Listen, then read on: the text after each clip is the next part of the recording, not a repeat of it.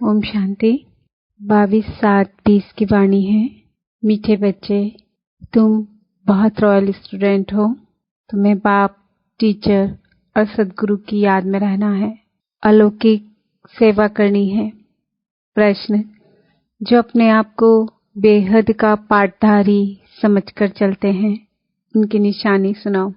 उत्तर: उनकी बुद्धि में कोई भी सूक्ष्म व स्थूल देहधारी की याद नहीं होगी। वह एक बाप को और शांति धाम घर को याद करते रहेंगे, क्योंकि बलिहारी एक की है।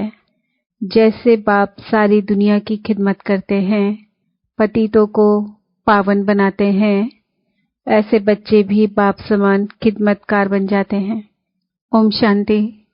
पहले पहले बाप बच्चों को सावधानी देते हैं। यहाँ बैठते हो तो अपने को आत्मा समझ बाप के आगे बैठे हो। यह भी बुद्धि मिलाओ कि हम बाप के आगे भी बैठे हैं, टीचर के आगे भी बैठे हैं। नंबर 1 बात है, हम आत्मा हैं। बाप भी आत्मा है, टीचर भी आत्मा है, गुरु भी आत्मा है। एक ही है ना। यह नई बात तुम सुनते हो।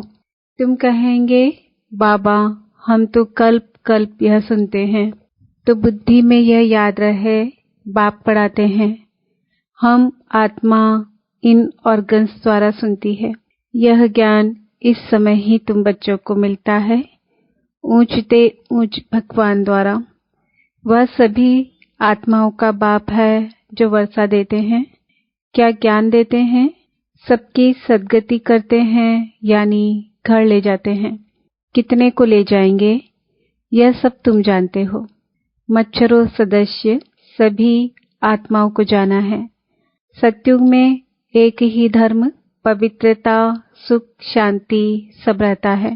तुम बच्चों को चित्र पर समझाना बहुत सहज है। बच्चे भी नक्शे पर समझ जाते हैं ना। इंग्लैंड है, यह है, फिर वह याद पड़ जाता है। यह भी ऐसे हैं।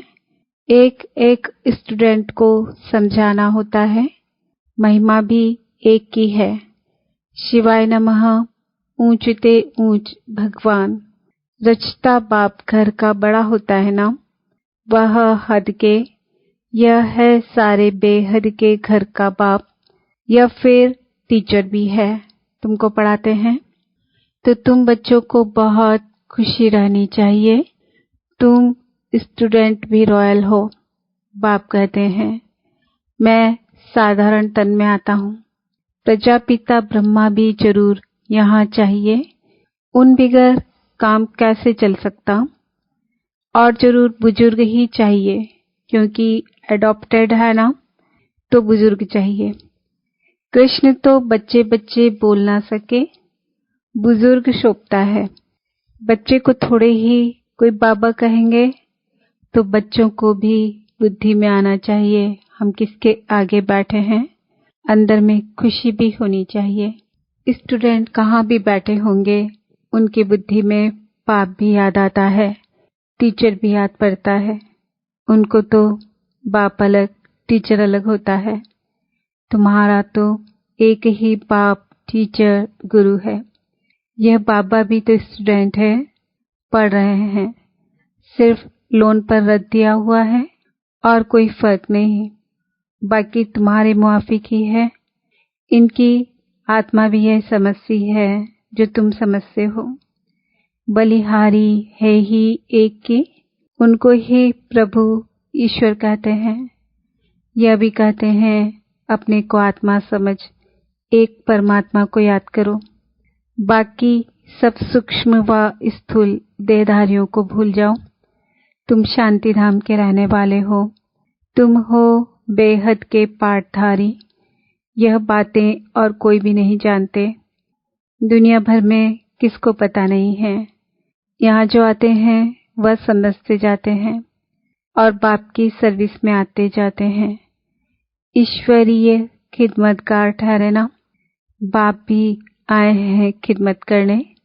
पतितों को पावन बनाने की खिदमत करते हैं। राज्य गंवाकर फिर जब दुखी होते हैं तो बाप को बुलाते हैं। जिसने राज्य दिया है उनको ही बुलाएंगे। तुम बच्चे जानते हो बाप सुखधाम का मालिक बनाने आए हैं। दुनिया में यह किसको पता नहीं है तो सब भारतवासी एक धर्म के। यह है ही मुख्य धर्म। सो जरूर जब न हो तब तो बाप आकर स्थापन करें। बच्चे समझते हैं भगवान जिसको सारी दुनिया अल्लाह गॉड का पुकारती है, वह यहाँ ड्रामानुसार कल पहले मुआफिक आए हैं। यह है गीता का एपिसोड जिसमें बाप आकर स्थापना करते हैं। गाया भी जाता है ब्राह्मण और देवी देवता, क्षत्रिय नहीं कहेंगे। ब्राह्मण देवी देवता नमः कहते हैं क्योंकि क्षत्रिय तो फिर भी 2 कला कम हो गए ना। स्वर्ग कहा ही जाता है नई दुनिया को। त्रेता को नई दुनिया थोड़े ही कहेंगे। पहले पहले सतयुग में है एकदम नई दुनिया। यह है पुराने ते पुरानी दुनिया, फिर नए ते नई दुनिया में जाएंगे। हम अब उस दुनिया में जाते हैं। तब तो बच्चे कहते हैं हम नर से नारायण बनते हैं। कथा भी हम सत्यनारायण की सुनते हैं। प्रिंस बनने की कथा नहीं कहते, सत्यनारायण की कथा है। वह नारायण को अलग समझते हैं, परंतु नारायण की कोई जीवन कहानी तो है नहीं। ज्ञान की बातें तो बहुत है ना, इसलिए 7 रोज दिए जाते हैं। 7 रोज भट्टी में रहना पड़े, परंतु ऐसे भी नहीं यहाँ भट्टी में रहना है। ऐसे तो फिर भट्टी का बहाना कर बहुत ढेर आ जाए। पढ़ाई सवेरे और शाम को होती है। दोपहर में वायुमंडल ठीक नहीं होता है। रात्रि का भी 10 से 12 तक बिल्कुल खराब टाइम है। यहाँ तुम बच्चों को भी मेहनत करनी है, याद में रह सतो प्रधान बनने की। वहाँ तो सारा दिन काम धंधे में रहते हो। ऐसे भी बहुत होते हैं जो धंधाधूरी करते फिर पढ़ते भी हैं जास्ती अच्छी नौकरी करने के लिए। यहाँ भी तुम पढ़ते हो तो टीचर को याद करना पड़े जो पढ़ाते हैं। अच्छा, टीचर समझकर ही याद करो तो भी तीनों ही इकट्ठे याद आ जाते हैं। बाप, टीचर, गुरु तुम्हारे लिए बहुत सहज है तो झट याद आने चाहिए। यह हमारा बाबा भी है, टीचर और गुरु भी है। ऊंच ते ऊंच बाप है जिससे हम स्वर्ग का वर्षा ले रहे हैं। हम स्वर्ग में जरूर जाएंगे। स्वर्ग की स्थापना जरूर होनी है। तुम पुरुषार्थ सिर्फ करते हो ऊंच पद पाने के लिए, यह भी तुम जानते हो। मनुष्यों को भी पता पड़ेगा, तुम्हारा आवाज फैलता रहेगा। तुम ब्राह्मणों का अलौकिक धर्म है। श्रीमत पर अलौकिक सेवा में तत्पर रहना, यह भी मनुष्यों को पता पड़ जाएगा कि तुम श्रीमत पर कितना ऊंच काम कर रहे हो। तुम्हारे जैसी अलौकिक सर्विस कोई कर ना सके।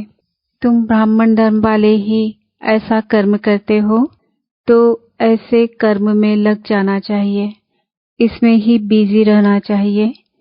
बाप भी बिजी रहते हैं ना। तुम राजधानी स्थापन कर रहे हो, वह तो पंचायत मिलकर सिर्फ पालना करती रहती है।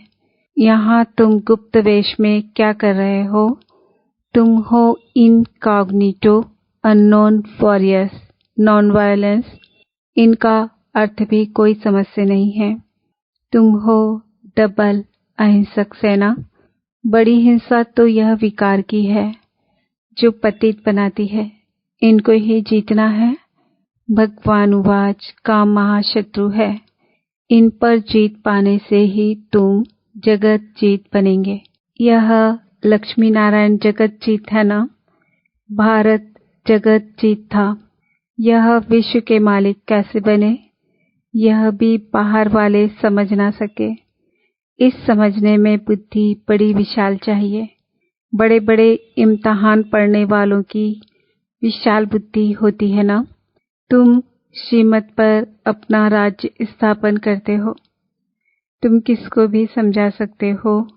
विश्व में शांति थी ना, और कोई राज्य नहीं था। स्वर्ग में शांति हो ना सके। बहिश्त को कहते ही हैं गार्डन ऑफ अल्लाह। सिर्फ बगीचा थोड़े ही होगा, मनुष्य भी चाहिए ना। अभी तुम बच्चे जानते हो हम बहिश्त के मालिक बन रहे हैं। तुम बच्चों को कितना नशा रहना चाहिए और ऊंच ख्यालात होने चाहिए। तुम बाहर के कोई भी सुख को नहीं चाहते हो। इस समय तुमको बिल्कुल सिंपल रहना है। अभी तुम ससुर घर जाते हो, यह है पियर घर। यहाँ तुम्हें डबल पिताएं मिले हैं, एक निराकार ऊंचते ऊंच, दूसरा फिर साकार, वह भी ऊंचते ऊंच।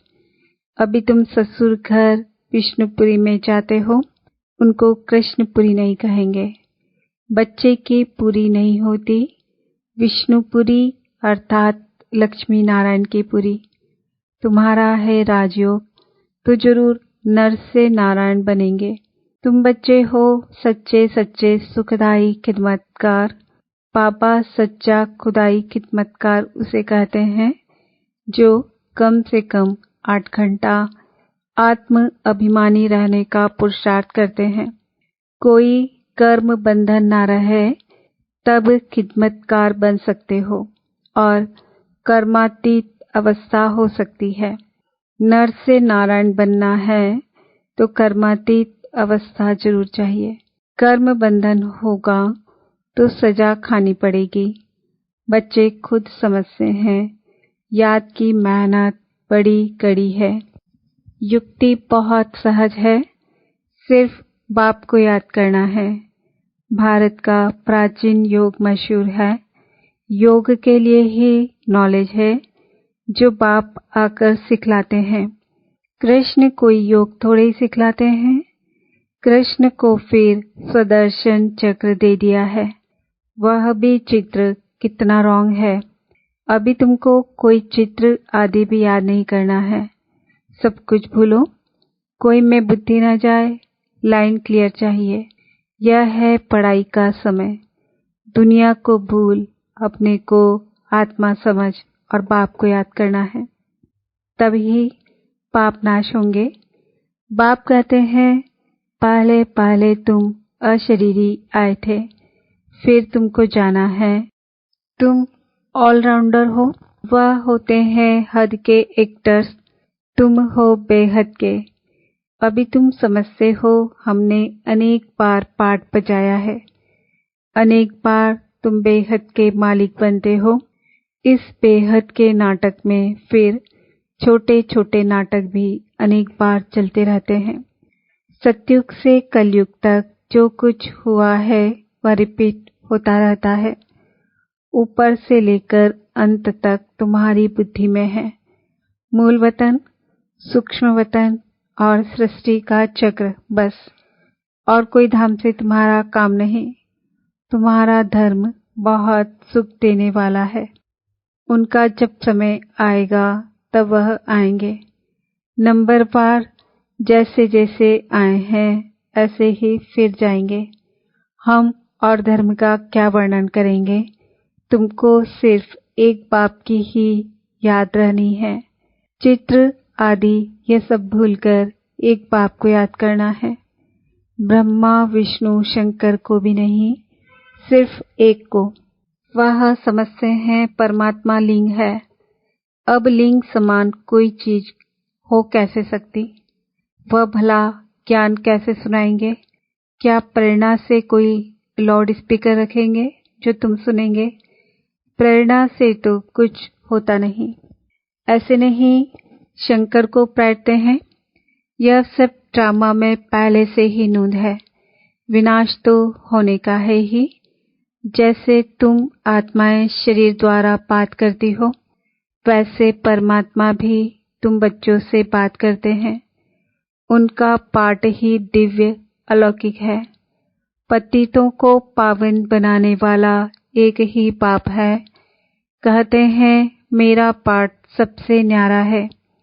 कल्प पहले जो आए होंगे वह आते रहेंगे। जो कुछ भी पास्ट हुआ ड्रामा इसमें जरा भी फर्क नहीं। फिर पुरुषार्थ का ख्याल रखना है। ऐसे नहीं ड्रामा अनुसार हमारा कम पुरुषार्थ चलता है, फिर तो पद भी बहुत कम हो पड़ेगा। पुरुषार्थ को तेज करना चाहिए, ड्रामा पर जोर नहीं देना है। अपने चार्ट को देखते रहो, बढ़ाते रहो। नोट रखो, हमारा चार्ट बढ़ता जाता है, कम तो नहीं होता है। बहुत खबरदारी चाहिए। यहाँ तुम्हारा है ब्राह्मणों का संग, बाहर में सभी है कुसंग। वह सभी उल्टा ही सुनाते हैं। अब बाप तुमको कुसंग से निकालते हैं। मनुष्यों ने कुसंग में आकर अपना रहन सहन, अपनी पहाड़ वाइस आदि सब बदल दी है।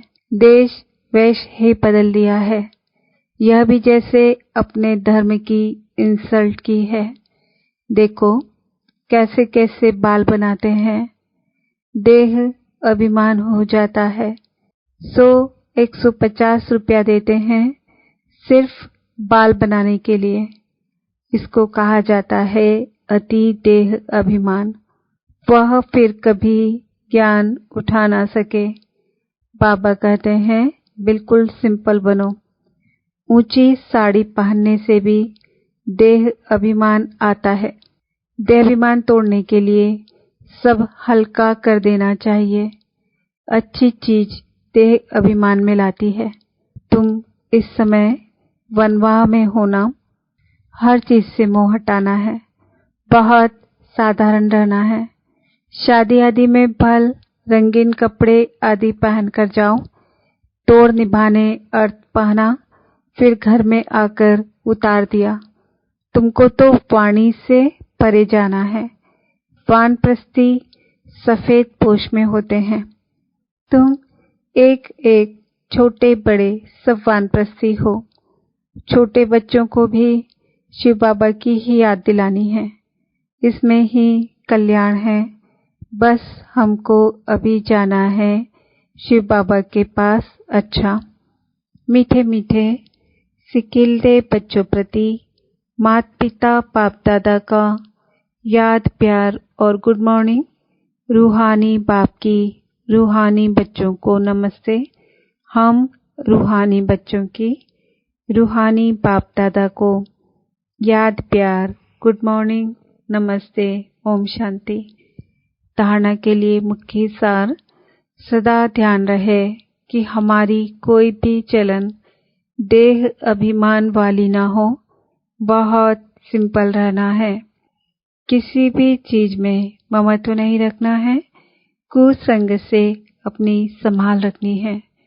याद की मेहनत से सर्व कर्म बंधनों को तोड़ कर्मातीत बनना है। कम से कम 8 घंटा आत्म अभिमानी रह सच्चा सच्चा खुदाई खिदमतकार बनना है। वरदान, सदा बेहद की स्थिति में स्थित रहने वाले बंधन मुक्त जीवन मुक्त भव। देह अभिमान हद की स्थिति है और देही अभिमानी बनना यह है बेहद की स्थिति। देह में आने से अनेक कर्म के बंधनों में हद में आना पड़ता है, लेकिन जब देही बन जाते हो तो ये सब बंधन खत्म हो जाते हैं। जैसे कहा जाता बंधन मुक्त ही जीवन मुक्त है, ऐसे जो बेहद की स्थिति में स्थित रहते हैं वह दुनिया के वायुमंडल, वाइब्रेशन, तमोगुणी वृत्तियां, माया के वार, इन सब से मुक्त हो जाते हैं। इसको ही कहा जाता है जीवन मुक्त स्थिति, जिसका अनुभव संगम युग पर ही करना है। स्लोगन, निश्चय बुद्धि की निशानी, निश्चित विजयी और निश्चिंत, उनके पास व्यर्थ आ नहीं सकता। आज का समान है, मैं आत्मा बंधन मुक्त जीवन मुक्त हूँ। ओम शांति।